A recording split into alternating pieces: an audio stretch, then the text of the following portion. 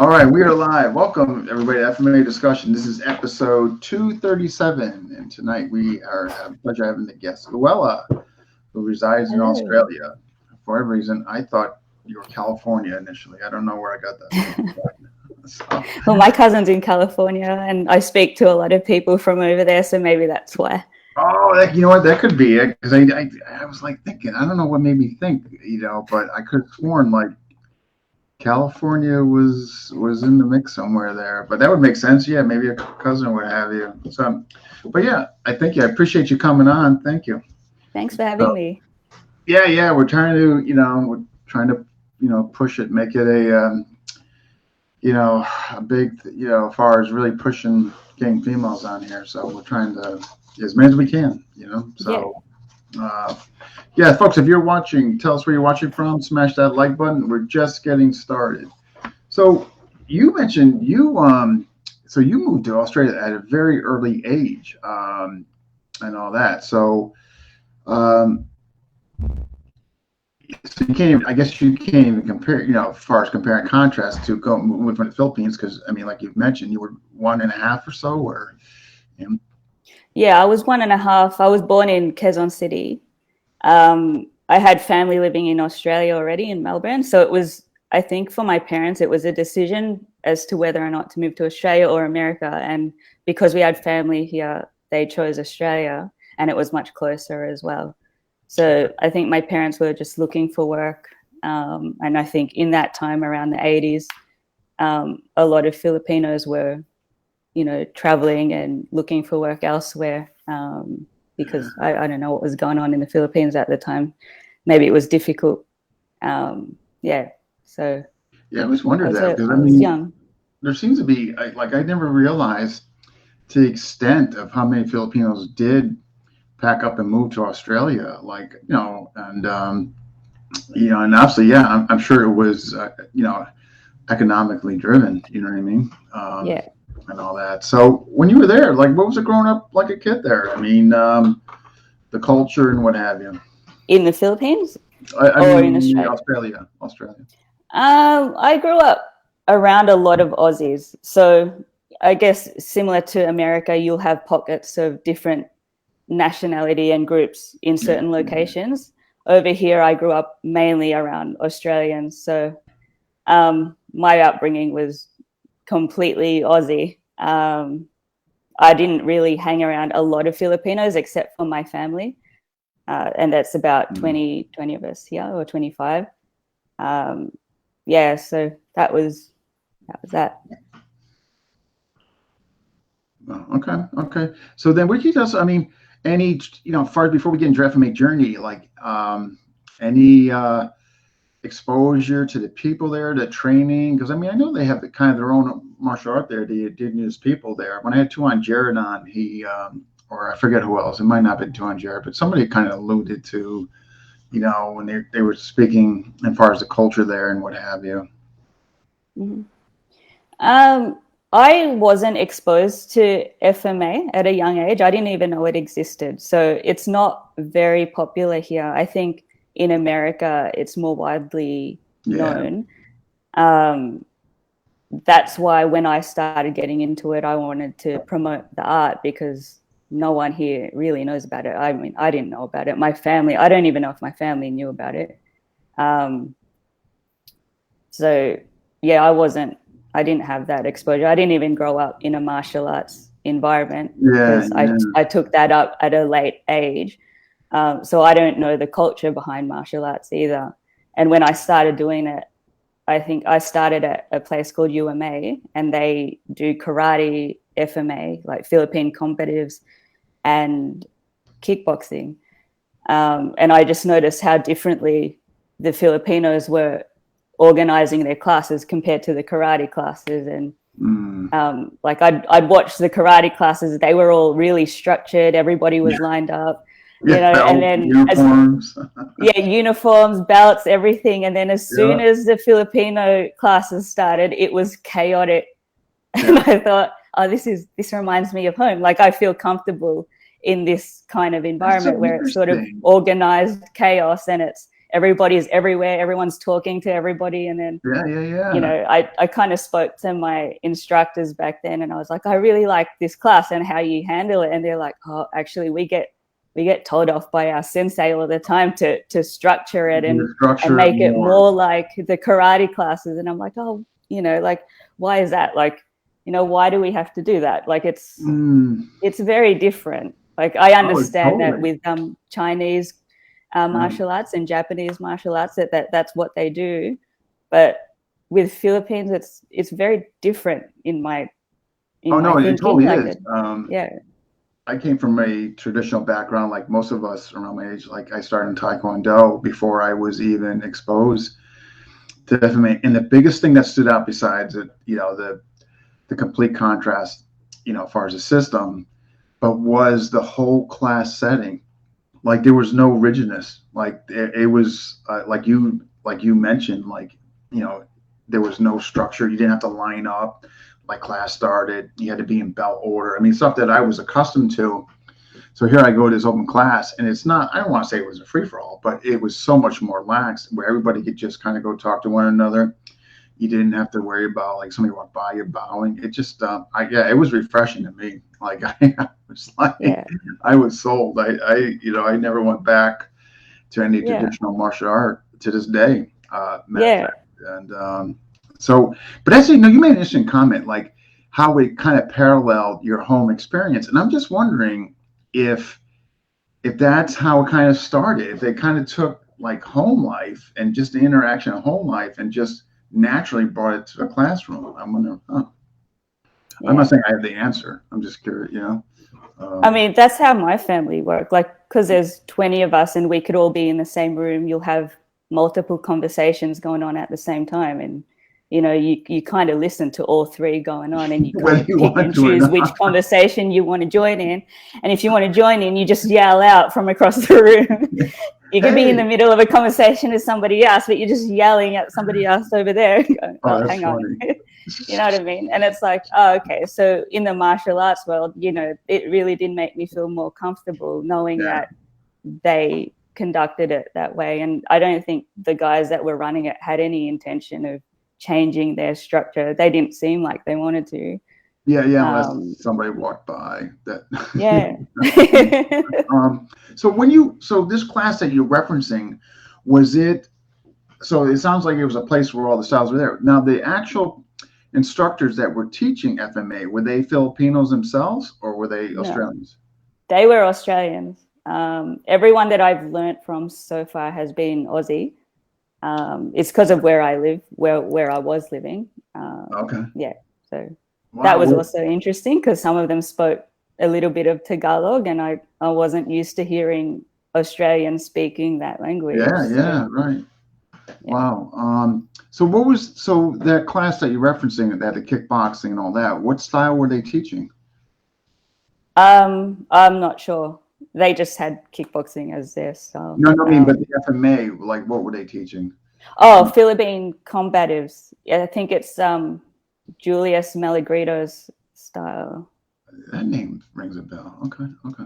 Yeah, I believe he's been on Black Belt magazine. Maybe you've seen. Yeah, definitely. That name definitely rings a bell. So so it was basically somebody that was under him teaching it. I think so. Yeah, I'm not sure what their history is. Yeah, no, just curious. Yeah, but the style is very similar to, say, modern arnis. All right. So a lot of mostly stick work. Yeah. Okay. Kind of like Doce Paris, but less sporty. Okay. All right. Yeah. Okay. For me, Doce Paris is very sports oriented. In my head. It's funny. So they probably argue with me on that. No, it's funny. That came up, and somebody it was I tell you, it was a very recent interview, and I don't know how Doce Paris came up, and it had something to do with Bastillo, where I had a chance to get directly ranked under him.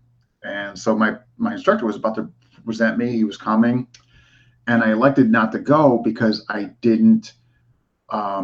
It's not that I had anything against Doce Paris. I wasn't going to. It wasn't my cup of tea, and I wasn't going to go get ranked under Bastillo, knowing I would have to do Kakoi's sanction of Doce Paris. So I elected not to go. But again, it had nothing to do. I had anything innately against those Paris. It just was a personal decision not to do it. But I only bring that up because when you said sporty, that kind of what was coming up in the interview, and I was trying to make sure that it was a personal thing. It wasn't, it had nothing to do with whether it was sporty or not. But so interesting. So mostly stick work. And how old were you when you started? This was 2016. So however old I was, I can't do the math. I was older. Like I don't know. I'm not really sure. Okay, well, you sounds like maybe like in your 20s or something. Okay, all right. Possibly late. Yeah, okay. Late 20s, possibly even early 30s, maybe. Yeah. But, so what made you decide like you wanted to seek this out? Or I mean, did you hear about it that you guys had your own art and you were curious?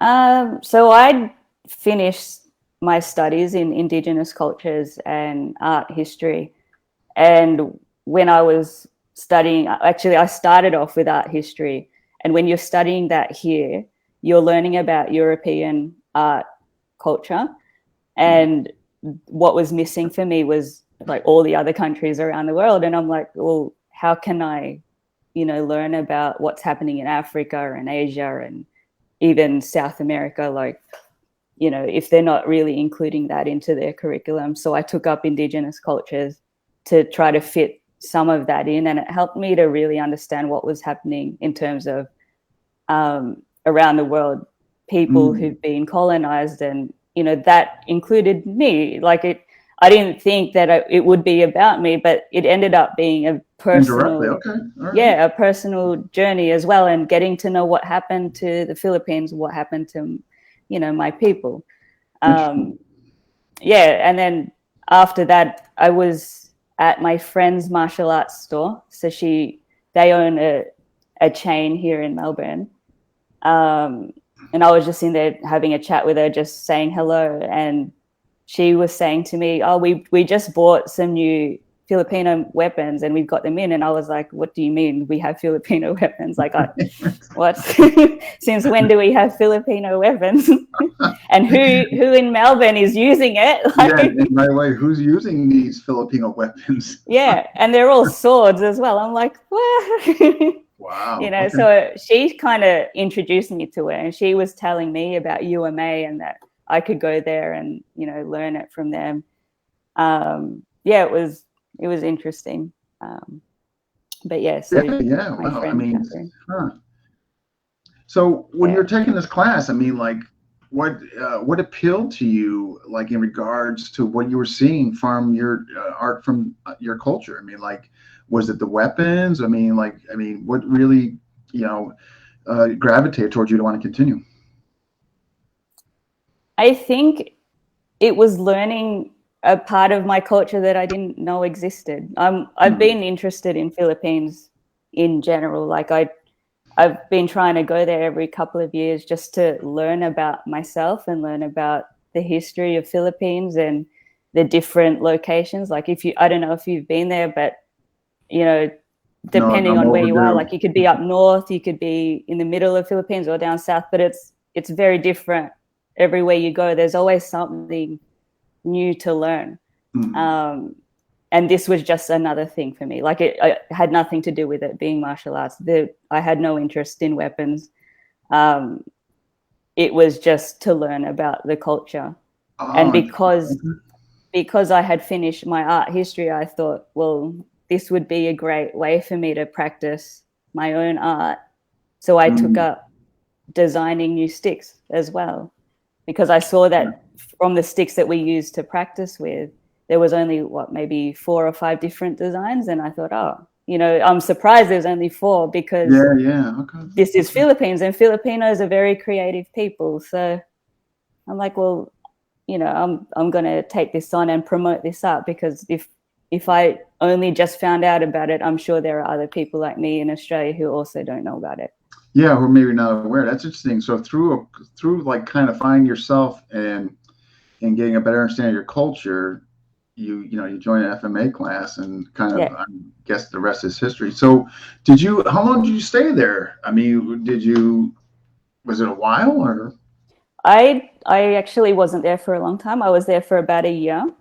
A little bit like you and Dossa Paris and how you felt about that. I I've always felt really uncomfortable bowing down to people, masters or the seniors of the team. Like it, I'm not really sure why I feel uncomfortable about it, but I just have always felt that way. So I left mainly because of that. It's got nothing to do with their teaching. Like they were great people, and I loved the material that they were teaching. Okay, It's okay. just it mainly came down to the fact that I was just always really uncomfortable bowing down Yeah, you to just a picture up on the wall, and I'm like, I don't even know who that person is. Like, yeah, you're just a protocol. yeah, I got you. No, I got yeah, you. I got you. I yeah. understand that. Yeah, yeah. So look, it sounds like you took some time off, and what got you I mean, what made you kind of seek it back out, and what was the next stop? Um, I thought that maybe there might be more schools out there that I wasn't aware of. So I did a quick Google search to see what was available in Melbourne, and then I noticed there was Ilustrisimo where I worked because I worked at a university, and that's where John Chow started his club.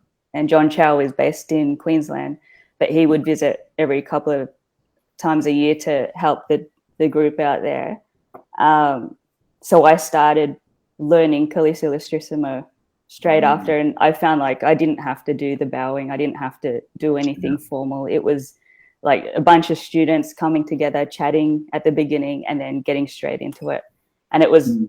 a 3 hour class. Like I got a lot out of that. Oh wow, yeah, yeah, 3 hours. You'd Yeah. spend like an hour just doing the drills, and then an hour, you know, partnering up with somebody, practicing those drills, and then the third hour was sparring. Like you get a lot out of No, that that sounds class. wow. No, it sounds like it was an Yeah. enjoyable class the way it was set up. So what resonated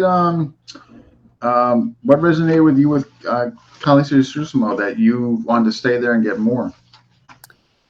I thought it was different. I mean, not that I have a lot of experience to go by. Like I only had UMA, Mm. Philippine combatives to go by, but just the movements, um, they just seemed not like something I'd encountered before or even seen on TV.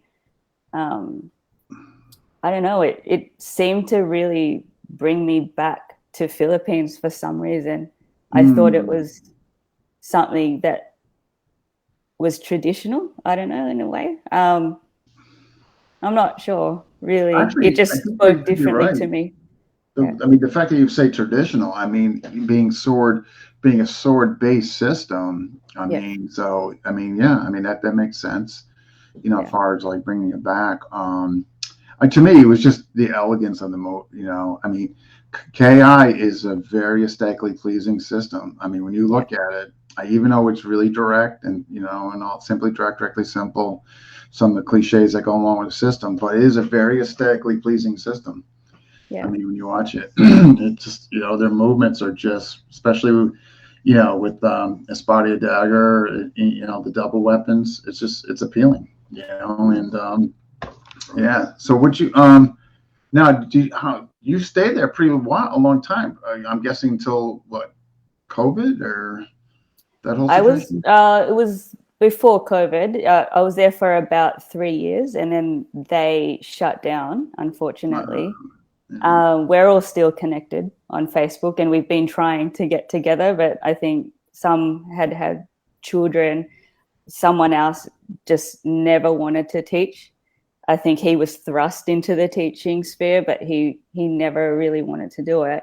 And I used to ask him, like, why do you teach then? Like, if you Yeah, don't right. actually enjoy it. But I think it was just part of the system. If you're learning, then you can teach as well. And that's it. I guess that's the way to make it grow. I'm not sure. Yeah, kind of. No, Um, no, definitely. I mean, it sounds like John Chow set him up there for it to grow and get exposure. So it sounds like, yeah, that was the plan. But So that's too bad. Wow, 3 years and it got. I know. Oh man. So are you in touch with like John at all, or is he still there? No, I'm not. I'm not sure what John Chow's doing. Yeah, I I was never remember. really close to him. It was only just I was more close with the students of him. Yeah. But yeah, I'm not sure if he's still in Queensland or not.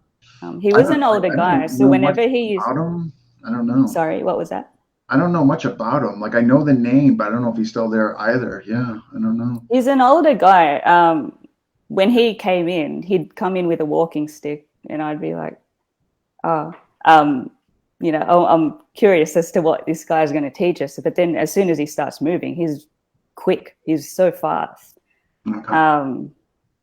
Yeah, he knows a lot of stuff about Kalisi Ilustrisimo, Mm. that almost I sort of think, oh, like there's things there that I'm not actually learning Well, because it's with him. so who's he under? Was he under the Kiro group, under Arnold Narzo or Tony Davis? I don't think so. Um, you John might have Chow. to ask Ray Flora, Yeah. maybe. Hey, I actually, Ray's think. here. Ray, who's Oh, he is he? under? All right. Somebody here will answer. Guys, All John right. Chow, Very good. who his lineage. I'm not. That's one name in KI. I don't know whose lineage is. All that. Oh, we got some folks saying. I lost track over here. We got some folks saying hi. We got Dan. Hey, Dan from Pennsylvania. We got GM Bobby. Hello. We got Yui from Germany. We got Richard Packman, Maestro Alvin. We got Isle, Ray. Okay. Here we go. Master William is in Australia. Yeah, Yeah, we know definitely about Master Galong in there. We're just curious about John Cho.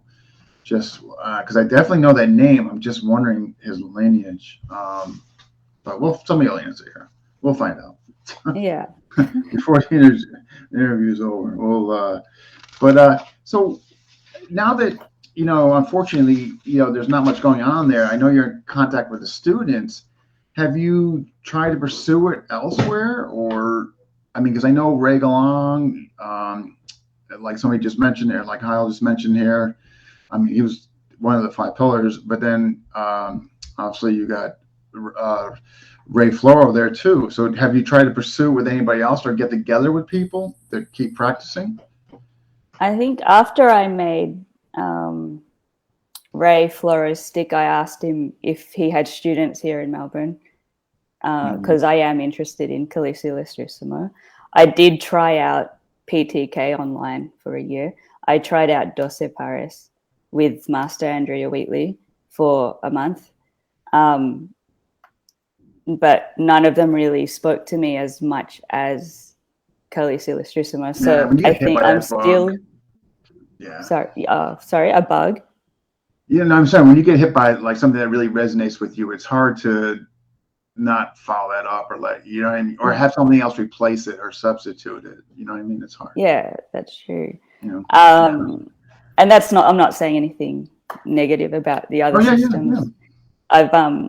I made a pair of sticks for a guy named Stiff in Sydney, and he sent me, like, people like to send me videos of them training and practicing in their own respective styles, and it was full on. Like, some of the Doce Paris guys really like to hammer in on each other. Like, this guy was getting beaten and kicked, and this was for his black belt.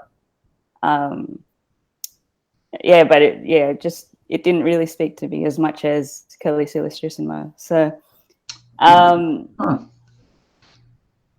asked Ray Floro, and Ray Galea, I think he's online. He lives around Melbourne, but it's about an hour and a half for me. So it's still a little bit too far. Hopefully I can meet up with them during seminars and stuff. But honestly, I think I might end up starting something on my own. Like, if I can teach maybe 1 or 2 people. At least you have somebody to work out with. Right? Yeah, exactly. And my cousin said she wants to learn as well. Oh, she was a fighter. She was like a Muay Thai fighter, and she was training me in Muay Thai as well. So I know she's really quite disciplined. Oh, good. So she might do this with me. Yeah, that'd be perfect. Yeah. The other style I've taken up recently is GM Bobby's Belintoa, which is all available online. And I thought, well, during COVID, we're all in lockdown. Keep yourself busy. I mean, yeah.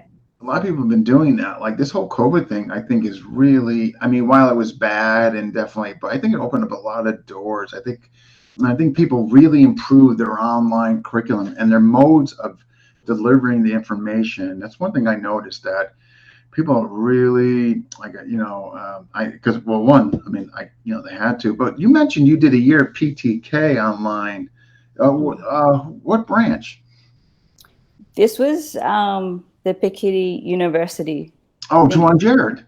Tuan Jared, yeah. How'd you like it? I hear it's really well organized. I hear I'm a fan. I think he does some good stuff.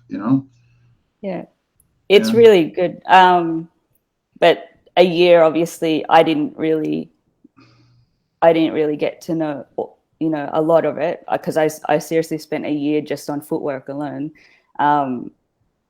The footwork in PTK is so different to Ilustrisimo, in my opinion. Like there's so much content there. It's just different. And it's very different. I feel like Kali's Ilustrisimo is so natural to how your body moves, and then all these other styles, you've really got to learn how to move the way that they teach you. Yeah, I totally agree with you. It's like the old man said, "What's your foot?" It's like you're walking. You know what I mean? Yeah. I know. Like if you're contorting your body, but I mean, each their own. So the first year that you did with Tuan Jared's program, it was, so the beginning modules were all footwork? No, they weren't. There was striking. He covered quite a bit. I think there was something called de mama or something like that. But I personally stuck with footwork because for me, that's a really important aspect of FMA. You could have gone elsewhere, but you chose to stick. I got you. Okay. Yeah, because I think if I'd take up PTK, I'd take it super seriously, and I wouldn't want to rush it. It's not one of those systems you rush anyway. I don't think so.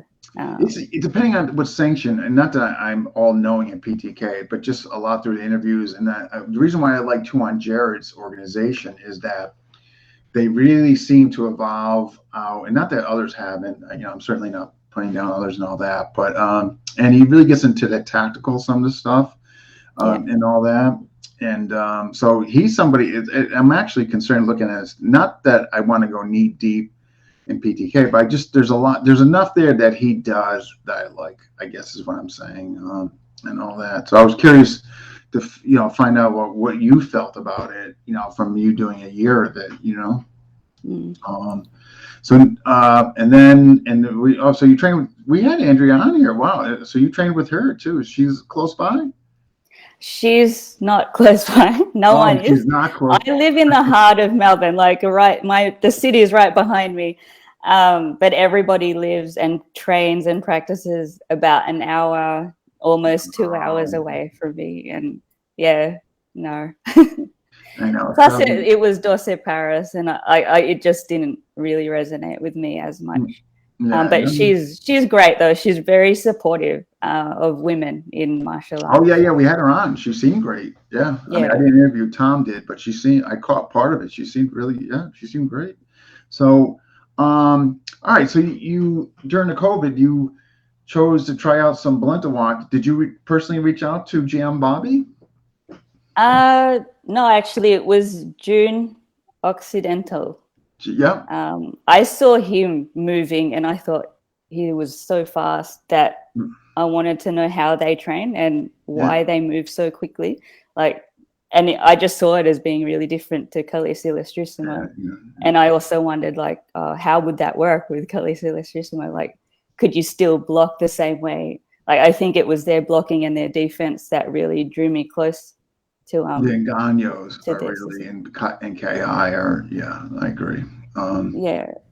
Wow. So yes, I asked him, and then I joined their one of the American groups, but online as well. But I could only attend 1 day a week, and that wasn't enough because I'd be behind on the material. So I ended up finding Bobby Tabawada's online videos, and I'm like, oh, okay, this works for me because I can work on it on my own time. I don't have to log in American time. Like it just made things easier for me. And then I thought I'd turn this into a little project of mine and see what I can achieve on my own, just following his online material. And the material he's provided is amazing. And I think for just a little over $200 American, like I think that's super cheap for what it is. Like it's, you know, so you've got the whole curriculum there, and wow. You've got levels 1 through 7. 1 through 6, 7. 1 through 6. Okay, 1 through 6. Yeah. The whole. Okay. Yeah. Wow. Yeah, that sounds. I mean, right. If you're getting all that for $200, so what do you think? I mean, now, I mean, you've done quite a bit of it. I'm going to show a video of you actually doing something, but so what do you think, just for the folks who are watching, like, as far as compare and contrast between, I mean, you're looking at Balintawak, really up close, kind of Wing Chun fighting with stick, for lack of a better way of maybe describing it initially, to KI, one of the quintessential sword systems. And, Ilustrisimo is, reputation obviously preceded himself. I mean, what could you tell as far as like the differences and all that? I mean, from maybe those who have not experienced either or. I feel like, well, I'm only up to level 2 or 3 in Balintawak, and that's not being certified. That's just me going through the online material. Okay. So I'm not sure what comes after that, but so far it seems like it's all close quarter, whereas KI, it covers the long range, the close range, the medium range. Whenever I practice Balintawak, I always think that I'm more like a boxer, because the way you move in it, it's like that's what I would do if I was boxing somebody. Like if I mean, I'm almost inclined to just drop the stick and start punching. Just start punching. Yeah. Yeah. That's my feeling. That like when I see Bobby Tabawada move, I'm like, he's a boxer. He's got to be like the way he moves. It's Yeah, like his hips. I mean, the power he can generate. I met him in North Carolina. It was just a few months back actually, and it's one thing when you see him on video, but like when you're up and close, what he can generate. I mean, it's pretty amazing. I mean, it's. But I want to show this. I thought it was pretty neat. It's on your YouTube channel, and let me just see here. But it's kind of the footwork. I'm gonna. That's gotta be Jim Bobby. Yeah. I think that was, I believe that's either level 2 or level 3. No, it's level 2. Level 2 defense and counter. Okay, so all right, so just take us through that. I mean, like that looked. I mean, I'm not I've seen interviewed Balintawak people and talked about it, but that hardly constitutes that I'm like really know. I mean, I understand there's 6 levels, there's 7th level, and there's and all that, but what were you doing there? You're saying that was level 2? That was level 2. Defense. The whole of level 2 was basically defense and countering that defense. And I'm not really sure how he does it or how people who are, I guess, more advanced would do this, but you would defend, you would counter that defend, and then you would strike 3 times. And if you see them move and how fast they move, I'm like, how do you fit all of that in such a small amount of time? And I think that for me is what draws me close to Balintawak compared to Kali's Ilustrisimo. That it's all going to be at that range. It's going to be recto. You're going to have to attack. Yeah, right. You're going to have to go. You block and then attack straight away, but you don't follow. Oh, maybe no. Actually, you do. You follow up with some strikes, but I'm just looking at the speed at which they do it, and I'm like, how do they? I mean, I admire myself from looking from afar the speed and they're, that's got to develop incredible reflexes. I mean, just the speed alone, which what they train at, you know what I mean? Definitely looks impressive. So, what do you? Okay, so far as differences and similarities, is there anything that is similar? I mean, it could be mindset, approach. I mean, far as the two systems. I think approach is probably very different. I think with all the schools, or at least all the instructors I've been with, the approach to teaching has been very different. The similarities might be the strikes. I think everybody's got an angle 1, angle 2. Yeah, and the planchata. You've got, alderbis, something like that. Yeah. Some of the footwork will be the same, like the triangle footwork, maybe. Yeah. I think Balintawak footwork so far has been the most different, and I've had to spend a bit of time just trying to work on that, and I'm still not used to it. I still need to continue practicing my footwork there. They move forward and lateral, but I haven't seen them do any sort of triangle footwork yet, but I'm not sure. If I'm not mistaken, back and forth, right? With some pivot shifts and body shifting in that? Yeah. Okay. Whereas I haven't come across yet any sort of triangle footwork, like what you would find in PTK. Yeah, I'm curious. Like, I've never seen it, but that's not to say, I don't want to say, obviously, I'm not saying it's not there, but all that I've witnessed and seen by interviews, or I've never seen them do triangle footwork. Yeah. But I'm not saying it's not there, but that'd be interesting. Maybe somebody on here can answer that as well. Does Balintawak practitioners do triangle footwork? Yeah. We'll find out.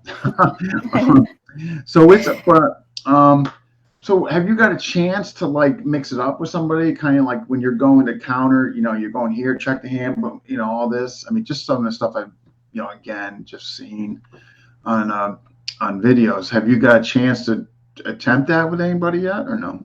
Not yet. So Balintawak I took up during COVID, so I've been in lockdown.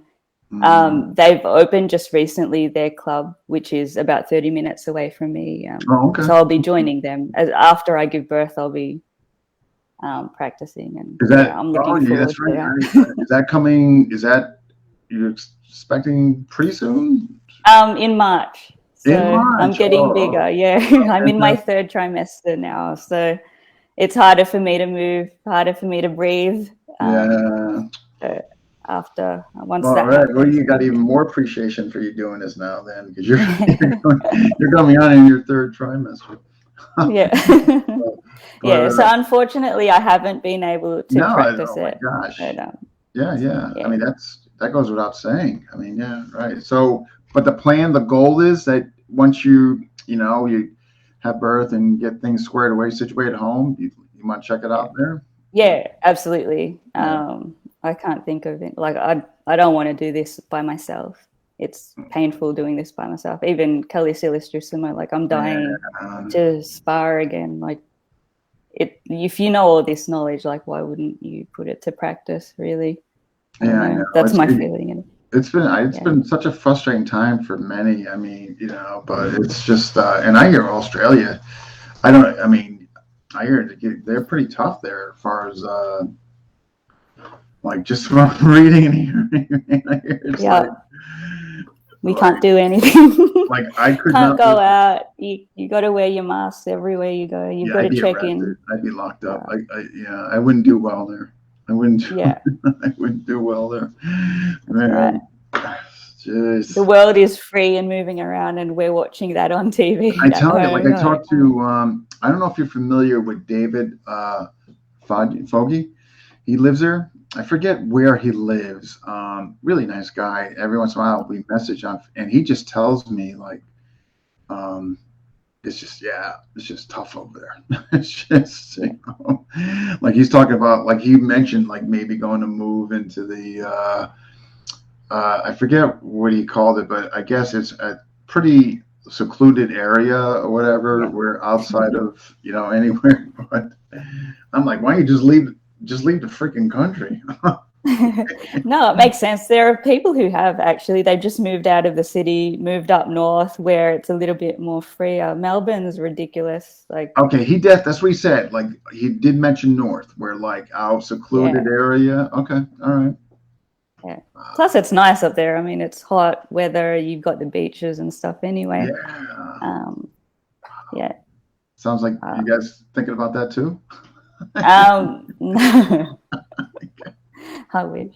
No, we're actually, I think it was the last lockdown that really got to everybody because it was a whole year.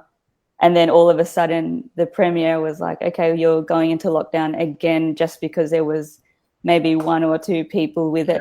And we're like, oh, why do we all have to be in lockdown? You know, That's just, like, wow. Yeah, that's I don't know, I couldn't do it. Like I said, I would be I'd be locked up. I wouldn't be doing interviews. So all right. So what do you?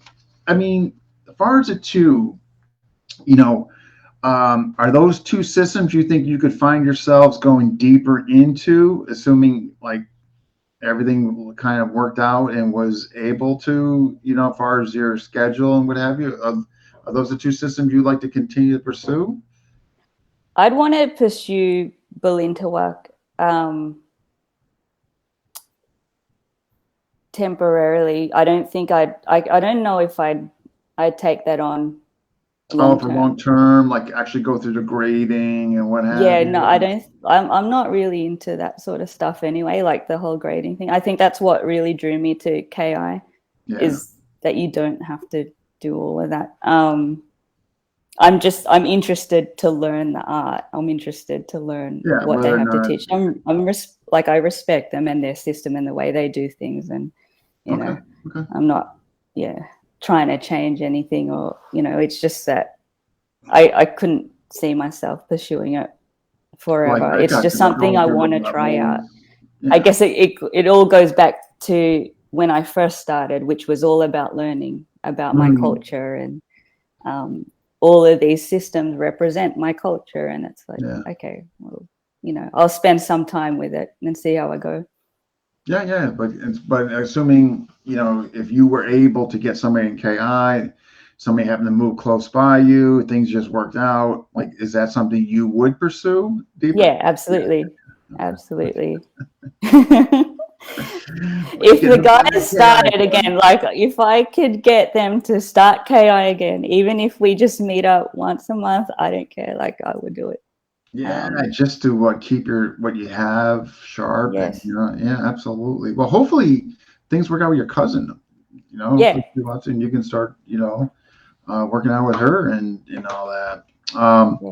So we're going to shift gears a bit here. You mentioned we were kind of talking, and I was so glad, because what I'm trying to do overall, I'm trying to get more females to comment in FMA discussion. I'm trying to convey to them, like, there's nothing to be afraid of. We have zero tolerance.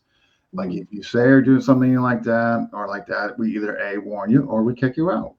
It's pretty simple. Like, we don't run it like other forums, where people could just do what they want, say what they want, and just treat and act, however they want. I mean, we actually enforce our guidelines.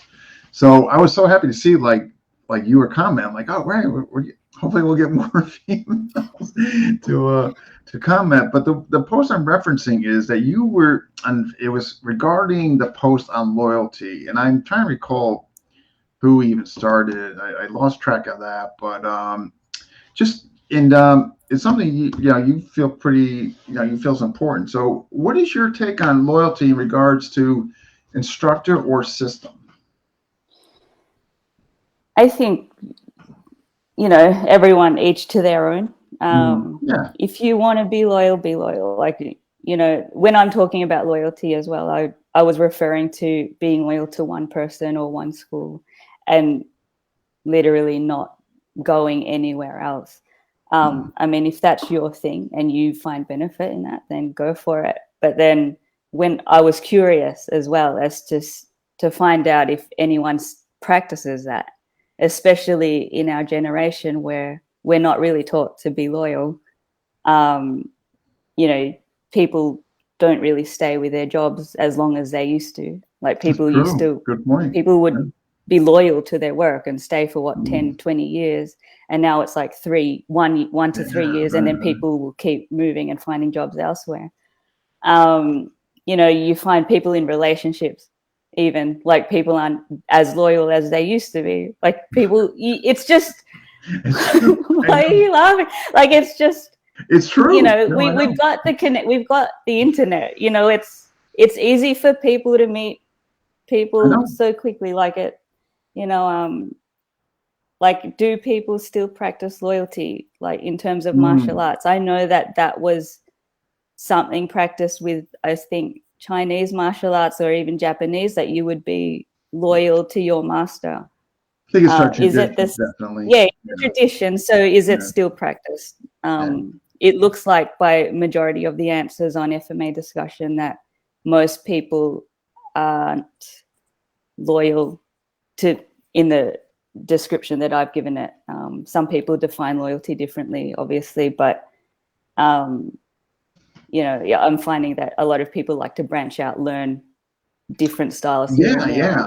And I think there's an absolute benefit to that. I think I like you mentioned, I have no issue with loyalty. I think there should be some of that in there, so you're not just so where it doesn't cross over to disrespect and all that. But at the end of the day, you have to be loyal to yourself in your journey, and you have to get the best version of yourself and all that. And that means that, like, you need to bounce around to find what you really like and what really resonates with you. To me, that's far more important than you're staying because it was your first FMA experience, and if you're loyal to this person and you don't move, you know, I don't know, that, you know, that doesn't benefit anybody, you know, at least yourself, you know what I mean? So. I'm not sure. Like, I've never been in a situation where I've stayed with one person. I did in the beginning, and I felt compelled to be loyal. And I tell you, it didn't pay dividends. I can tell you that. You know. Why is that though? Like, it was becoming, it became toxic on different levels. It became toxic. My growth was stunted. It became toxic of this classroom setting. And when I finally left there and I finally got to see how other teachers conduct themselves, I was like, wow, that clearly wasn't the norm. You know what I mean? This seems normal. And I was associated with teachers who did not mind me going to others and actually encouraged it. And all that. So that, you know, that was my personal, that's why I feel, based on my experience, why I feel like the student is the most important piece of the puzzle. It's not the teacher or the system. The student is, you know. And I still, and it could be I'm biased because it could be what perhaps what I went through, you know. So that, I'm sure that probably leads to that, why I feel that way, you know. But I agree with you. You know, loyalty, like, again, right? People are bouncing around today, you know, and people should get this, see, like, if you look at FMA and how diverse it is and all that, like, to stay in one, like, system, like, I couldn't do it. I don't know. You know what I mean? So. It's hard as well. Like, if people are competing for your attention, and you've got all these FMA systems promoting what they're doing, like, it's really hard to stay loyal to one. Like, when everybody is showing you what they're doing, like, and it's exciting. Like, you know, I mean, I don't want to bash anybody who does practice loyalty. Like, there's got to be some benefit to it. Yeah, you know, I think there's a benefit to it, like you said, if you're really happy there.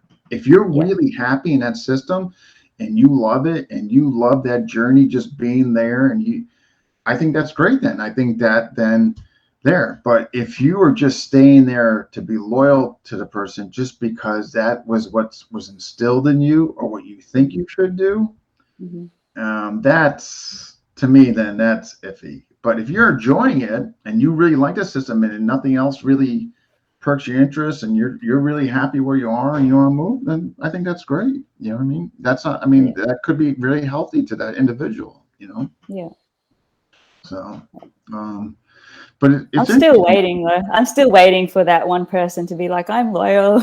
And I go, okay, can we go into it further? Because I want to know, like, what is it like for that person? Like, oh, just to stay in one spot. There's a few. There really are. Like if you look at PTK. All right. Yeah. Oh yeah, there's a few that just one sanction from day one and just stayed in that lane. There's KI. There's people in KI that have just done KI. They've never branched out, you know. So none of these people are posting. I need them to post. I need them to respond. But like I started, like I bounced. Like I was with Sayok. I was at Atienza. First, I was at Anasana Blend, Sayok Atienza. Then I went Burton, still with Burton. Avenir, still with Avenir. KI, Tom Sodas, Amok, still there. So now, but I also think maturity, like I don't feel the need to bounce around anymore because I really found what I like. And I think that's part of the growing process, you know, too. So loyalty, I couldn't be in one system because I haven't found what I was looking for yet. So there's no way I could have stayed in one because I knew until I ran into these guys who all on the umbrella, KI was kind of the top, you know, they all were influenced by it or indirectly was part of their system. Burton, Mark, Avenir, obviously, and you know, KI as well. So, but like you said, I think everybody's different. So we're gonna have to find you somebody that's been loyal. They can explain to you. I was actually speaking to someone recently, and they ended up being in a really toxic environment as well. Yeah, been there. And I didn't know about it, but it's not fun. Yeah, when they told me recently, I'm like, what kind of things did they get you to do? And I think for this person, they ended up working for them, cleaning, just doing all these things that I don't know, like, and they weren't allowed to go anywhere else because apparently it would be distracting to them to learn anywhere else. And I think what this person said to me was the benefit that they got from it was that they were able to concentrate on the one thing, and it actually made them better because they could, one thing, sure. Yeah, because they didn't have anything else to look at. But they also recognized how toxic it was, so they left. I tell you, the first, I think one of the first alarms that go off when you enter somebody is when they tell you you shouldn't go train with other people, because right what they're doing right there, I think there's an uneasiness with them. You know what I mean? Like for them to say that to students, you know, there's something going on with them personally, to be honest, you know, because they should encourage their students to be the best version of themselves. So if that means they should advocate for the student to go out there and see other things and grow and all that, you know, I mean, and if they try to keep you like trapped and all that, I think it's insecurities within the instructor, to be honest with you. You know, I think anyhow, because if they're confident, they really believe in what they do, they wouldn't be insecure. They wouldn't try to keep you, like, you know what I mean? Yeah.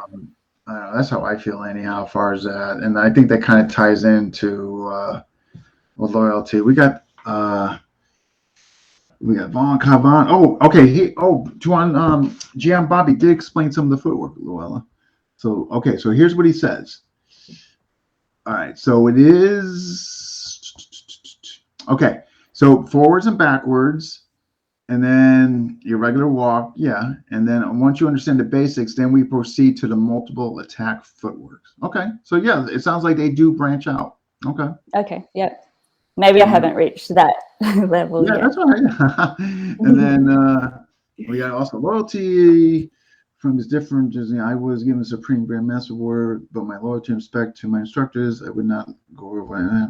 Yeah, that's well said. I would ask myself, am I still learning? Are the people positive? Yeah, exactly. If they're not positive, you're not still learning. See, that's something too I didn't mention with you. I wasn't learning anything anymore. Mm-hmm. So it was, Okay. I mean, so not only was it, there was an aspect of being a toxic, I wasn't growing. So Right. like I was going this place, seeing this recycled material that I saw 20 years ago from the Vunak and Asano inlage. It just, it was, yeah. But the best thing it did, it was hard. I'm not saying it was easy to leave or detach. You Mm. know, it's never easy, but I wish I'd done it sooner. And yeah, I mean, that's, but yeah, you give them one journey. You know what I mean? Yeah. You give in, and you just stay one place. And if it's not healthy and you're not happy, that man, that's a tough road. You know. How long were you in that group for? It's off and on, because you know why, and it kind of piggybacks on loyalty. I had, and then I had a innate sense of loyalty, Tim, because and so I was kind of back and forth because I kind of questioned my own decision making. But then went there the last time, and I knew. You know what I mean? I knew Mm. that this Okay. was. I knew. I mean, we're still fine. No, no hard feelings. You know, Okay. he's been on the show. So That's it was. cool. It was several. I kind of just outgrew. I kind of manifested and matured into finding what I really wanted. So there were a few things that kind of happened at the same time. You know, one was finding these like Avenir and a couple different systems, and so it was a bunch of reasons really. So it wasn't really due to one. A bunch of things kind of happened at the same time, Yeah. you know. Okay. But Yeah. yeah, but so glad. So the next thing you kind of you touched on this too. Teaching. So what's your lens on that? Like some people really, I have my opinion on this, but I'm just sitting here in yours. Some people are really regimented in how they feel or when you should teach something. Um, and you know, I see valid points from each lens. However, I feel the moment you can start teaching them, I just feel it better. You get a better understanding. I think it's very beneficial, and you're Mm-hmm. spreading it. And Remy, man, look at what he did in the United States. I mean, GM Presses. I mean, Remy, like that was his whole thing, and he got to spread it. So I think there's something behind it. What are your thoughts on that? Um,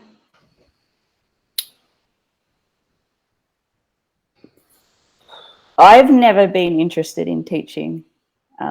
Um, I've always just wanted to learn the techniques because I was interested in the culture. I understand that if you teach, it kind of reinforces everything that you've learned, Mm. and you get to go over everything again and again and again. And I can see the benefits of teaching. There's a part of me that's like, I don't actually believe teaching is for everybody. Mm. Some people are born to teach. They just have that natural skill. They can read their students well. They understand, how differently people learn, and they can pick up on it. Whereas other people, I feel like because they're involved in martial arts, they get told to teach because that helps them. And it's part of the curriculum. Like, if you're doing this, Mm. then you should teach. And I feel like, well, some people don't actually want to. It's not in their heart. They're more like they're born to be fighters. Fighting is more their thing rather than teaching, or Mm. art is more their thing rather than either. Or you could be both, really. You could be a Mm. teacher and a fighter. I think people like Apollo Ladra, who I think would be an incredible teacher, is also a fighter at the same time. Mm. And that's fine. Like, some people are just like that, but I don't think everybody is. I definitely have. I really didn't want to start teaching or do anything like that, but out of necessity, I will. Just because I need people to Yeah, train right. with, Yeah, So yeah, I'm like, I will teach whoever wants to learn yeah. KI. Just so I have somebody Whatever I to. know, I'll teach you so we can start doing that together. It's more like a necessity for me, but Mm. you know, yeah, I don't know if it is just a martial arts thing where you join a system, and then as you go along, you teach people who start up and I guess underneath you in terms of their knowledge, which I can understand as well. Like I don't have anything against it. It's just my feeling is that some people are actually born to be teachers. I agree with that. Yeah, I think it comes natural. They're very good at it. They just have a niche for it. Some people got to work at it. I mean, I enjoy it. I don't enjoy it more than being a practitioner and learning and devoting to my own journey, to be honest. Matter of fact, teaching sometimes, to be honest, gets in the way. Okay. So, but I used it to kind of pay for my training. So there is like a kind of nice balance there. But if you say, hey, okay, you have an opportunity to teach this person, or you have an opportunity to go learn this new stuff, I'm gonna pick going learn the new stuff. You know what I mean? Because I can always teach, but I can't always learn that new stuff might not be around next time. You know what I mean? It might be just that one opportunity because the person's maybe in nearby, and all that. So I kind of look at it that lens, but I do appreciate. I have personally found that teaching has definitely helped me get a better understanding of stuff for myself, and thus future relaying it to information to other people, and getting better. It's like anything else; you get better at your craft the more and more you do it. So yeah, you're right. But much to your point, not people should be compelled to do it, and it's not for everybody. You know what I mean? Just because you're in a system and they tell you, well, you have to teach this one day. Well, I don't agree with that. I mean, you know what I mean? Yeah. So. But then it's kind of, I don't know, like, can you say no to it either? Like, or will your instructor be like, well, it's part of the curriculum, so you kind of got to do it. Plus, there's all these benefits to it as well. There's a toxic reason right there for me to be out the door. I don't know. Yeah, I mean, like, I'm sure they'd be okay if you just spoke to your instructor about it anyway. Yeah, it's just the idea of it. Like, yeah. Yeah, I don't think anybody should be forced. Like, I don't like anything like, you know what I mean? Like, like that whole thing with control mechanisms. Like, you can't go train with other people.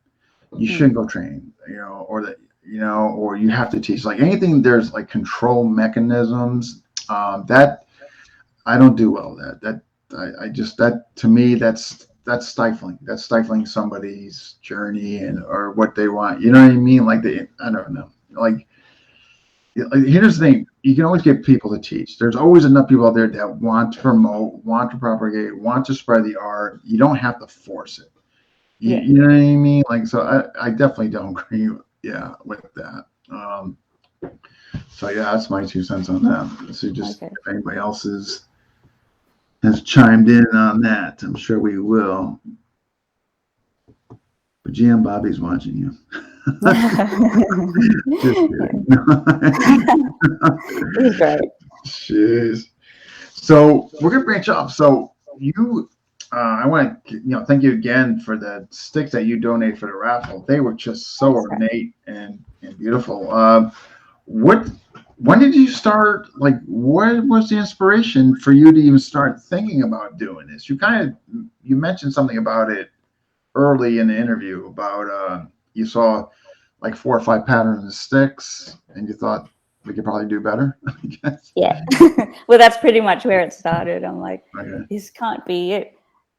Filipinos are so creative. I can't imagine this being all, but then when I looked around, I thought, oh, this is all. But then it makes sense to keep it very simple as well, because if what you're going to use it for is really to bash around, you're gonna break it, you're gonna smash it. It makes sense. Why would you go through all the trouble? Right. Yeah, exactly. But then I thought, well, I want to promote this, especially in Australia. At the time, I thought no one knew about it. Little did I know America was actually booming with FMA and Australia wasn't. So I'm like, okay, well, let's promote it through my work, through art. I'm an artist, I'm creative, I can do it. And that's pretty much how I started. And then I just wanted to see where that would take me, I guess. And it How long ago did you start? Pretty soon after I started FMA, actually. So probably late 2016, 2017, definitely. I sold something straight away, and I'm like, okay, well, you know, there's an interest. So you started that early, and then are you using rattan? Did you use rattan? Was that what you were using? No, I was burning oak wood from Tasmania. It's a hardwood. It's not very heavy, but it's stronger than rattan. Rattan is what we use in FMA because it frays when you smash it. Eventually when it starts to crack, forget it. You don't tape it, man. Oh, well, actually, I tape mine, so that's mine. It's fully taped. Well, that prevention is good. Yeah, you can prevent it. Yeah, once it starts, you're not stopping it. Wow. So you took these. So all right. So kind of around 2016 or so, you came up with this, and so you just grabbed a pair of this. How did you get the sticks from this wood? Did you have it cut, or were they available? Oh, they're available here in Australia, and then I just cut it down to size to what I needed it to be. They're already coming round the whole. Yeah, they're already round. Like if I buy sticks, I'll buy them round already. I did buy some rattan sticks from Sidel Dagok in Philippines. So I tried using that, but I don't enjoy burning rattan as much as I enjoy burning wood. I think because of the smell, like you don't get that nice wood smell while you're burning. And like I find artwork to be really relaxing. And if I'm not enjoying the smell, then I'm not relaxed anymore. So I have I've got about 10 of those rattan sticks left. I'll finish those, and then after that, I'll probably just stick to burning wood from now on. Wow. So you made your first pair in 2016 or so. Yeah. And it was and then I started selling them in 2017. So instant hit. I mean, they like everybody loved them. They're just a few, like I don't make a lot, so it's not like I don't have this massive business. I don't run a factory. Like I've only got two hands really. Like I've made a few, and then I sold a couple at the beginning, and then I just kept going with it. Right, I don't like special order, like people. Yeah, I got you. Okay, all right, all right. Wow. Yeah, a lot of people want personalized sticks for them. So yeah, definitely. No, yeah, I mean, wow. So then, so when you made your first pair, like, is it something like you just kind of did off, like you didn't have a particular design? I mean, it wasn't an ordered pair, was it? I mean, you were just experimenting, was it? Well, I chose to focus mainly on Filipino culture and indigenous cultures. So a lot of the designs are based on maybe tattoo patterns or patterns that you would see in the Philippines. And a lot of those patterns are linear. If you compare it to other indigenous cultures around the world, like it's very different. Like they look similar, but because they all use patterns, but the way that they structure those patterns is quite different. And in Philippines, it's always very linear. So I stuck with that particular style. And every time I learn something about our culture, I'll try to incorporate that into a new pair of sticks. Wow. So do you remember the first pair you made? I made long sticks, long staff, actually, because at the time I was also doing Kung Fu, and I enjoyed the long staff. So I made 4 of those. I sold 1 of those, and then I sold one just recently the other day. And then after that, I believe I got an order from Stiff, the guy from Sydney, and he wanted a pair for himself. Well, he ordered 2, and they're probably my favorite ones that I've made, just because they were close to perfectly executed. It's hard if you make a mistake burning. That's pretty much it, unless you shave it down or sand it down. Okay. But then you end up you end up ruining the stick a little bit. So you got to be very careful. It takes a long time to No, I to can't burn it. imagine. Yeah. So, all right. So now, as far as your sticks go, do you take us through the process? So let's just say the wood that you described before. So will you make them 28 inches or to what the people want as far as length? To what the people want. Like, Okay. I'll change the size. I'll start off with 28 because that's usually what you buy. Mm. I've made some for 24, which is the length that I prefer to use, especially when I'm doing Belinta work. I prefer 24. Or Karada, right? Kabbalist, 24. Oh, does he? Okay, yeah. Yeah, I think with KI, I think they tell you to use something longer. They're not using 24. I'm telling you that. Yeah. Man. If it's anything, they're going to try to bump it to 30 or something. Yeah. And no punyu. Yeah. They're going to max exactly. out. Yeah. And I always found that really uncomfortable, just going right at the end of the stick. Oh, I love it. I could never get the balance right with my hand. I know. It's different in the beginning. Like, I definitely remember, like, oh, all right, so go all the way down. No, yeah, you can do that much. But then after you get a hang of it, then it's like, I can't even choke up on a stick. It's like, it's foreign to me. It's like, yeah. You know what I mean? But yeah, it's like anything else. You get used to it. So, all right, so you get 28. You already get them round and all that. So what's the next? You kind of find out what the person like kind of wants on them? Or? Yeah, I usually chat to them for a little bit, find out what they want, what they're after, and then I'll design some patterns for them. So you can probably see it. Oh yeah. Like I've got a journal here with like just different patterns. And these are things that you've kind of found on the internet and what have you, or some of them are like I'll look up things about our culture and then I'll try to incorporate that into our designs. Wow. The latest one I got asked is someone from Pampanga, and I was looking at all their symbolism that they use there, and so I'll try to incorporate it as much as I can. Wow. Okay.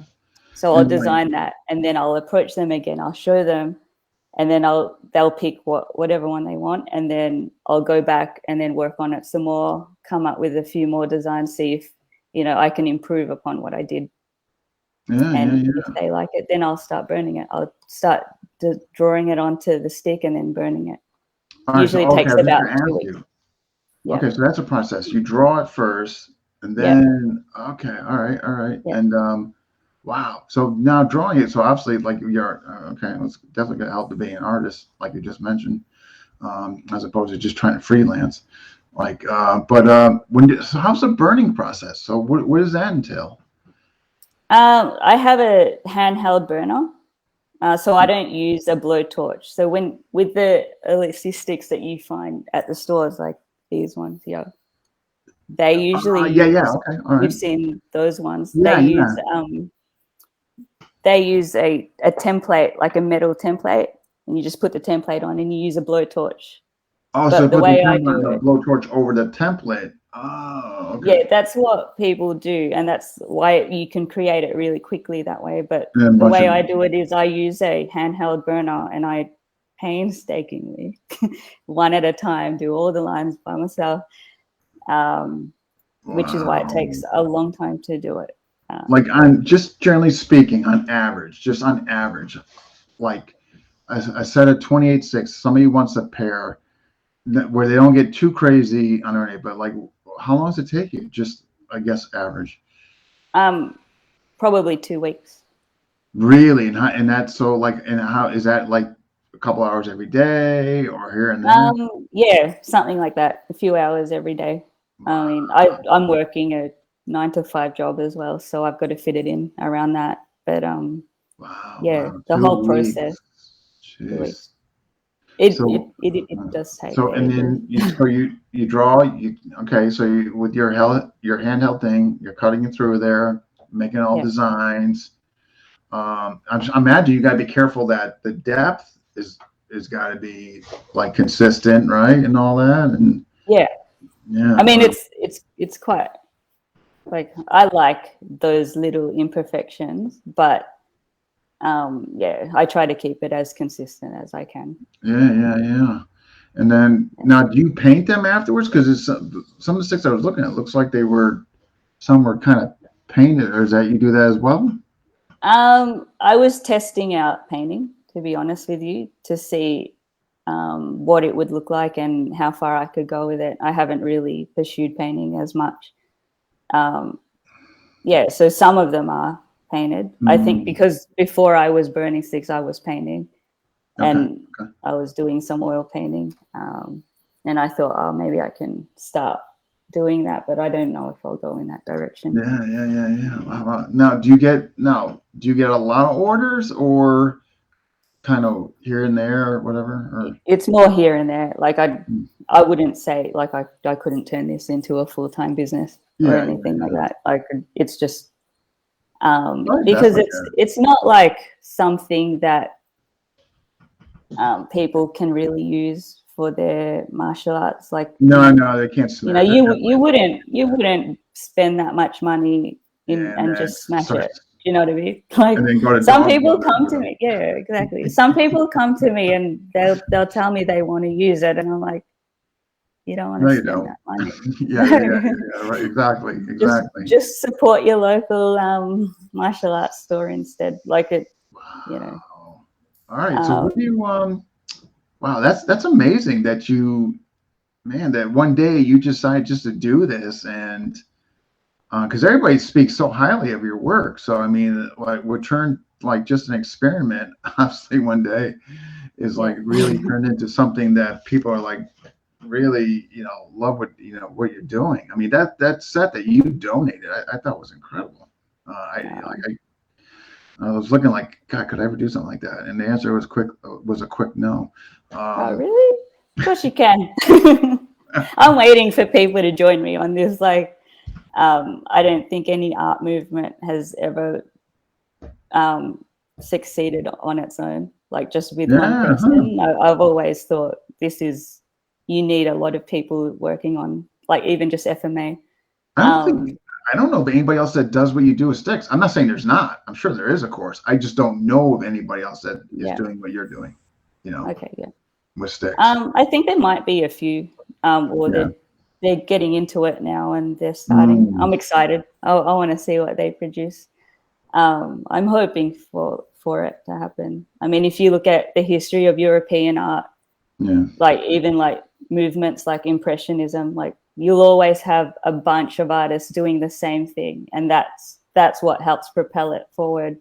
It's never one person doing it all. Like, and I feel that way about FMA in general. Like I feel like because it's so not widely known, I think the things that I'm doing, what you're doing, what people like Paula Rubio are doing, together collectively, and all the teachers, like it's propelling forward.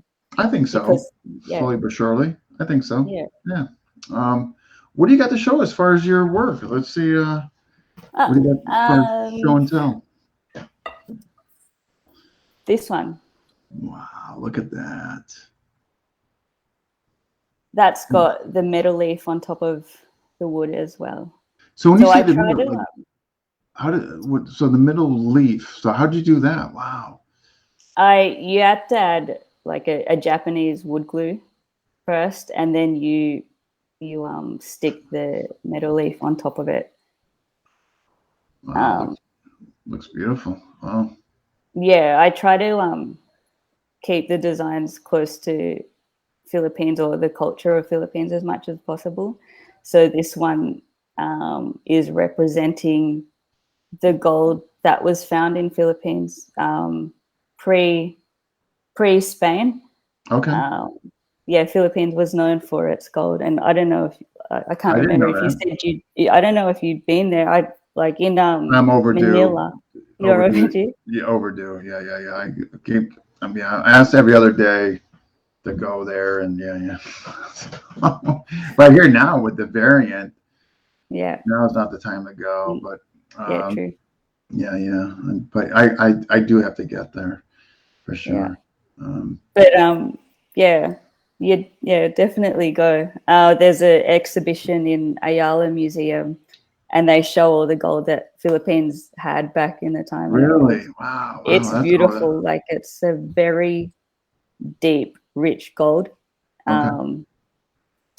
You're looking at 24 plus carat, I think. Okay. Yeah, it's really nice. And what they used it for, like, they used it for their weapons as well. They used it for rituals. They used it for, like, when babies were born, they would. You gotta get over there. It's just she won't. Yeah, she says there's no way I'm going there by myself. So, but Oh no, definitely go there with people. I think it's more fun to visit Philippines when you're with a bunch of people anyway. Yeah. I'm on a tight leash. Yeah. This is another one. Oh wow! This is Caracal, which is that's based on the ships that they used. Okay. Back during Spanish times, and apparently this particular ship is 3 times faster than the Spanish galleon. But then when you look at the sizes, like, it's very small in comparison. In comparison to galleons, gotcha. Yeah. Okay. And that could fit like hundreds of Filipino warriors, Filipino fighters. Yeah. That, which is what that was used for. And then they'd have like a lantaka, which is the like a cannon, a handheld cannon, and they handheld. Okay. All right. Yeah, it's a handheld cannon, which I think they developed during the time that Spain was there. I can't remember who did it or why. I'm not sure if they were doing it because they were fighting Spain at the time. But definitely, if I had to guess, I would guess that, right? If I had to guess, maybe, yeah, possibly. Right. Because at some point, Spain and Philippines came together as well to fight off others. The Moros. Yeah.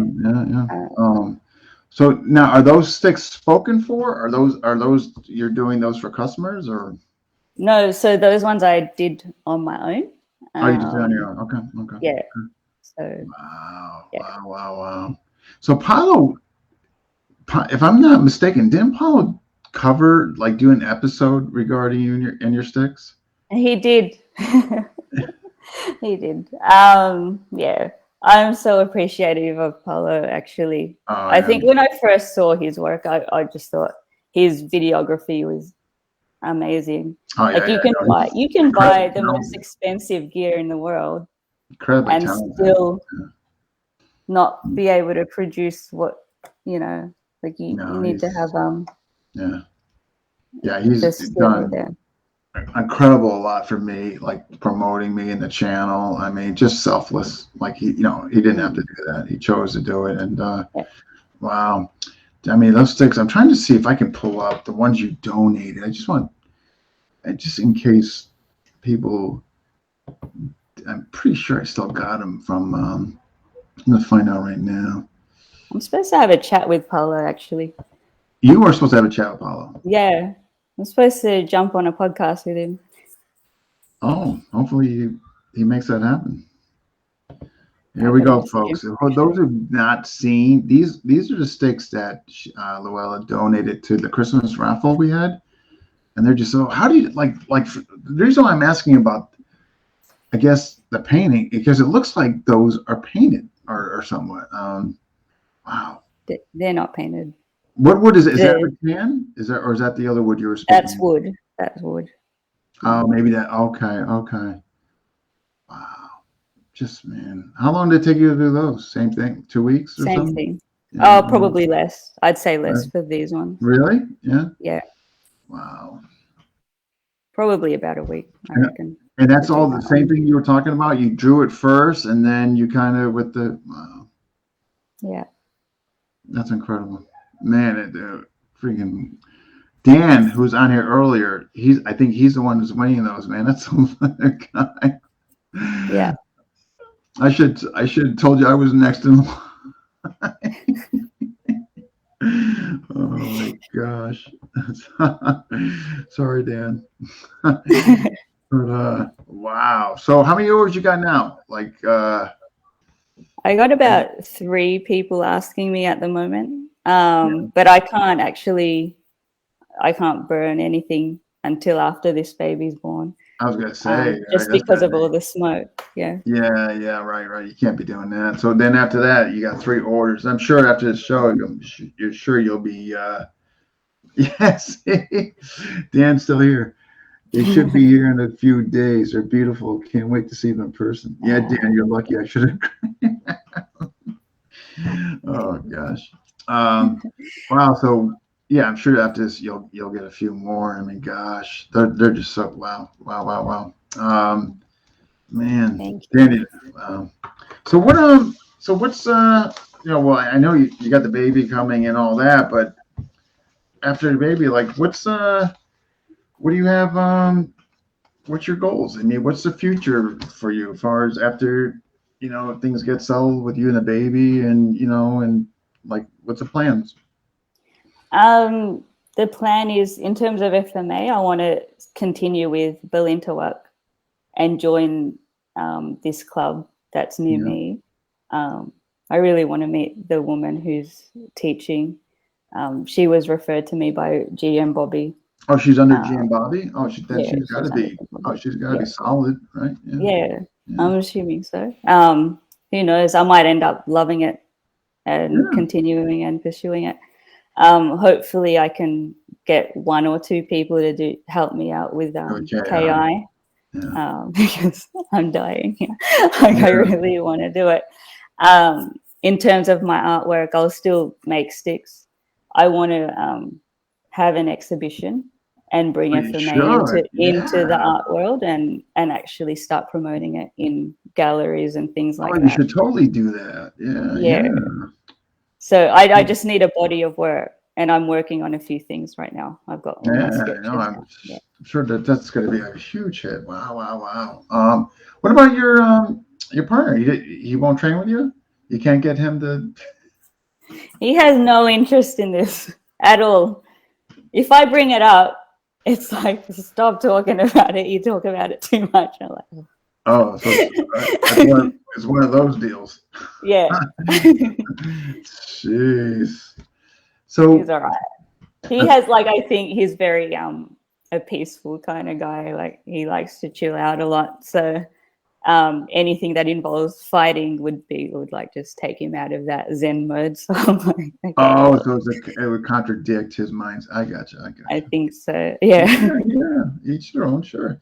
So what? All right. I don't ask this to everybody. Like, first change, like, what positive changes would you like to see in the FMA community as a whole? I mean, like, what would you like to see? It could be anything. Like, Positive changes. and within our community. Yeah. That's a good question. I don't know what's negative in our community, to be honest. I feel like Go to a couple of the forums on Facebook, spend a couple days there, and then come back to me, and you'll have all the answers. Okay. I'm not sure. Like, there's a lot of drama. Maybe I'd want the drama probably to stop. I think, but I don't know if that will stop, because some people love drama. Like, they just no. Yeah.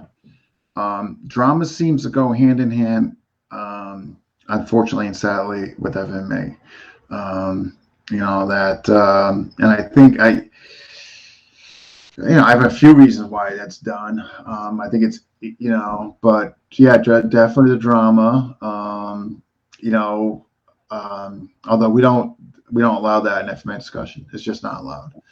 But some of the other forums, they can get pretty dramatic. And all that. But the politics is a big one. Yeah. Like this sanction, not getting along with this sanction. If you're in this sanction, you can't go over and train with that sanction, because if you do, you get kicked out. I mean, so there's politics. You know what I mean? But if you haven't been exposed to it, that's great. You know what I mean? I don't know. I haven't really. I mean, there's been one situation, maybe on FMA Connects, where there was something going on. I didn't really like it that much, so I tried to distance myself as much as I could from it. FMA Connect. Oh, is that what she changed the name to? I can't. Yeah, she did.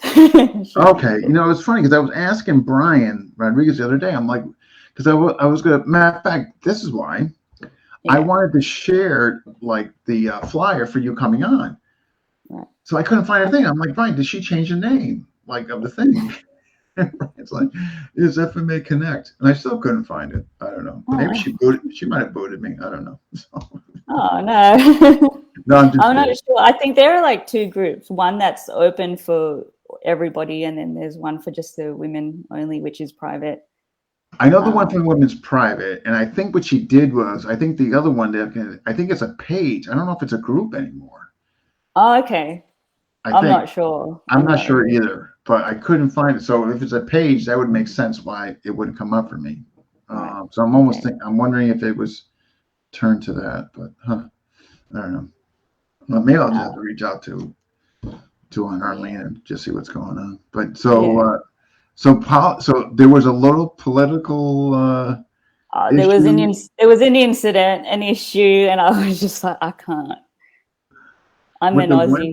I'm an Aussie. I can't do this. Like, it's too crazy, chill over here for me to get involved in any kind of drama, and I'm just. Yeah, I can't. I just don't allow it in the group. You know, we just don't allow it. It's just like take it somewhere else. If you don't, we just tell people, man, it's not here. This is, you know, if you want drama, then I can recommend a couple of groups where you can go to, but you're not gonna find an FMA discussion. Yeah, you know, it's sorry. I mean, I could be like the rest of, you know what I mean, but the whole point is I wanted to be different. You know what I mean?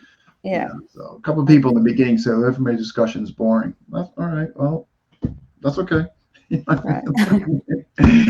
Who says that? In the beginning, when I first started kind of really planting down the rules and what I wanted and what I expected, a couple, you know, in the beginning. Now everybody's kind of accepted this is how we are, and but people absolutely like us because we're growing. I mean, in two years, we're almost at 7,400 members. So obviously, we're doing something right. You know what I mean? So but in the beginning, this has only been 2 years.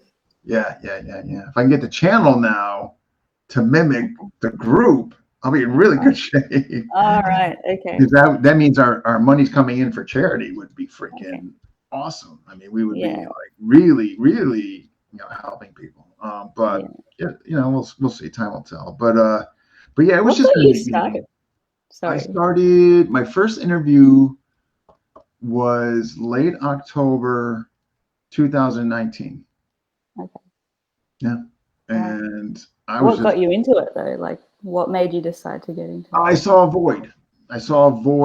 That nobody was doing this with FMA, you know, instructors or notables.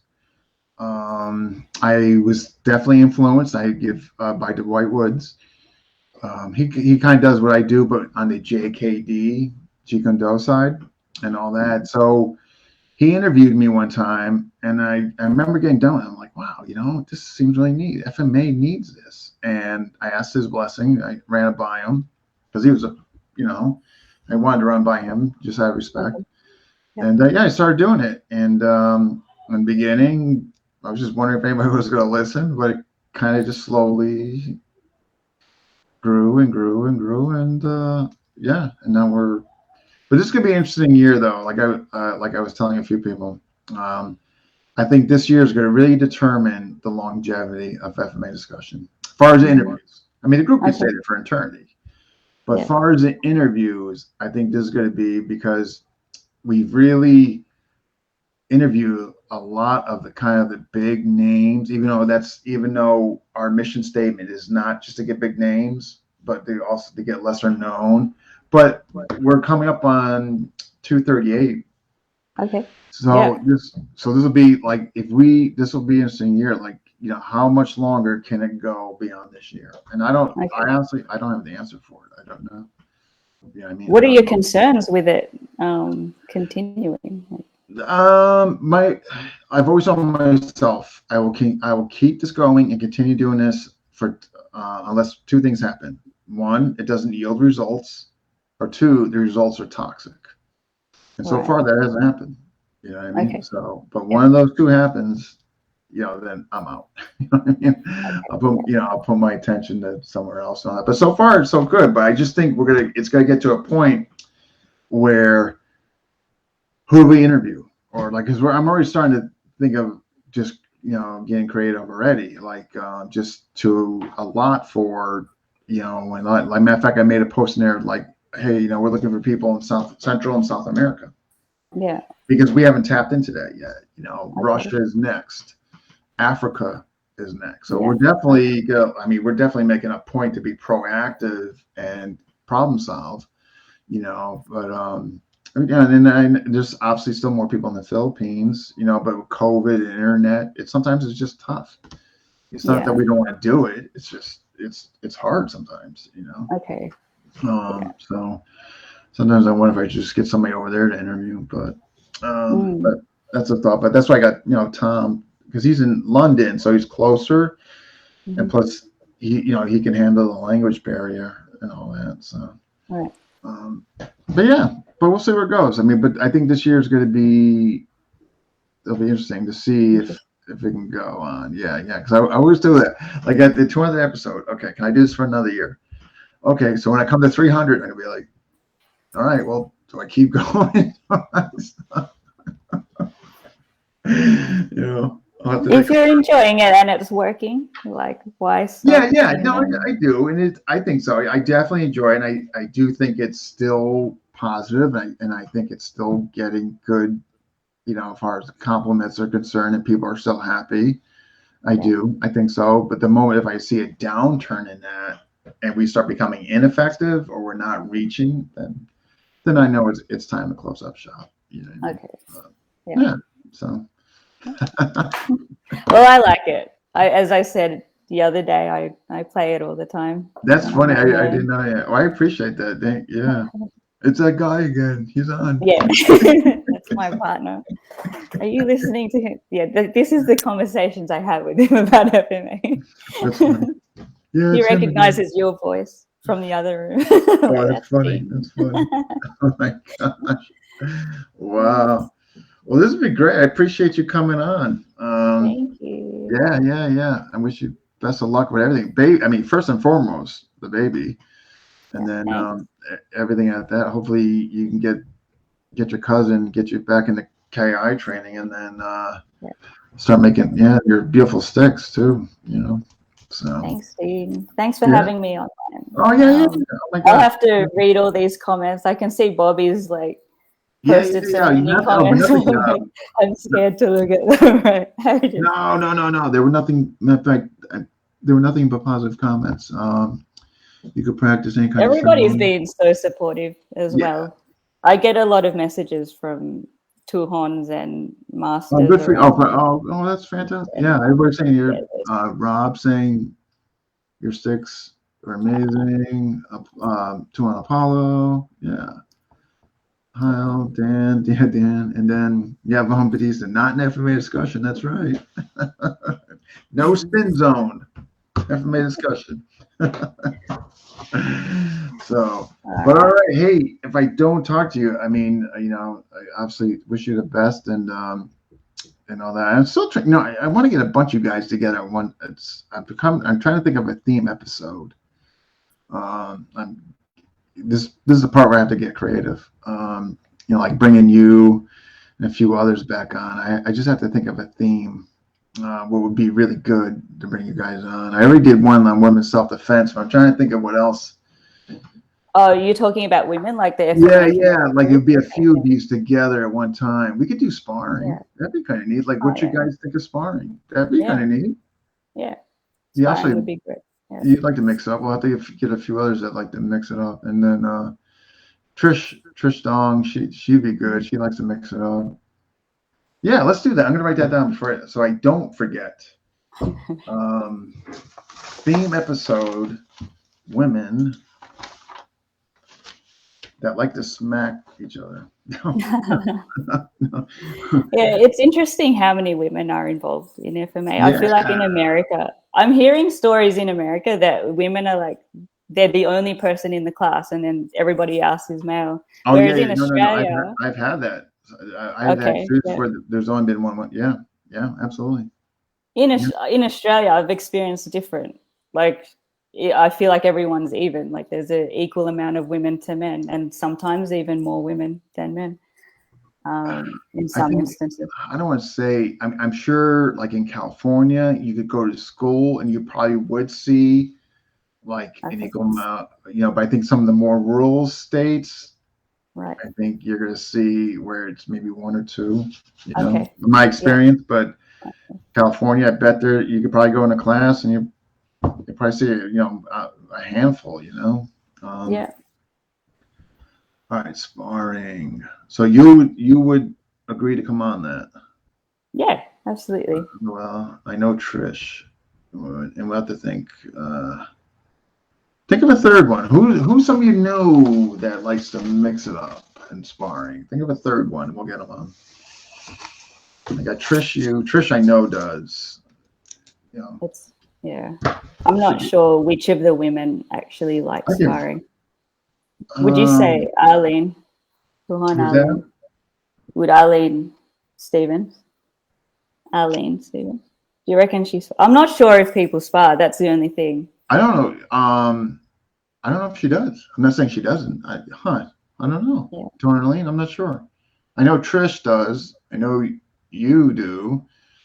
I mean, I know others I could ask. I definitely. Yeah, I can also ask the women on FMA Connects as well. Yeah, just say he's thinking about doing a theme episode. He wants me and Trish, and he's looking for a third person who spars a lot. Yeah. And we'll make it. We can actually and tell him I could probably do as soon as February. Okay. Yeah. Get you three on there, you guys, and see what you guys. You guys can talk about smacking the guys and all that. Smacking the guys are hard to fight, especially if they're stronger than you. Yeah. The ultimate equalizer being the edge weapons, right? No. No. Not in my opinion. Or I don't know. It's still 357 Magnum, 10 feet away. I don't know. Yeah. So, that's the other. I don't know. Is a weapon really an equalizer? I'm not sure. I think for women's self-defense, I think it's an absolute equalizer. I think women's self-defense without an equalizer is not women's self-defense. I mean, I did a show on that. Matter of fact, Tawana Lane and Trish were on that. I think for your average layman who doesn't train, if they don't have a weapon, I don't know how they're going to survive. To me, women's self-defense has to. I don't know. I don't see how you. Unless they train every day. Now, if they train every day, they're doing, they're doing boxing, clinch work. They do their groundwork. I mean, they're solid. I mean, I think that's a different argument contextually. But the average woman who doesn't have time to invest in training or can't commit to anything, like, how is it not weaponized? Like, Are you talking about like scenarios where women are on the street? I'm just talking like them getting attacked. The only way they're going to even have, I think, as far as getting out of there alive or unscathed, I think it's weaponized. I'm going with the context. They don't train. They don't have time to train. Right. They can't commit to regular training. They're not doing all four ranges or what. I'm just talking like that. To me, I don't know how they balance it out without weapons. How they balance it out. You know what I mean? I don't know how that could be achieved. It's an interesting topic. It'd be great to hear from someone who's actually fought. But the conclusion was weapons. Right. Okay. Again, though, but with the context that for those who generally don't train or don't have time to train. Okay. Yeah. Yeah, I mean, like, your average mother going to the ATM machine, taking out money, turns around, and somebody just starts hitting. Like, how is it? Well, I've seen my grandma use an umbrella. The hook of the umbrella. Weapon. See what I mean? It's weaponized. Like, how can you expect a woman that has no training and a 200-pound guy it just starts like, how are they going to balance that without a weapon? And you know what I mean? And the thing about weapon, like I find, I don't know, like even with a weapon, like it's, if you're not trained with the weapon, like that weapon can come right out. No, I'm talking about they get some training with it. You know what I mean? It could be a sharpened palm stick, a tactical pen, a knife if they're comfortable carrying it. So those are the 3 weapons we kind of brought into that conversation.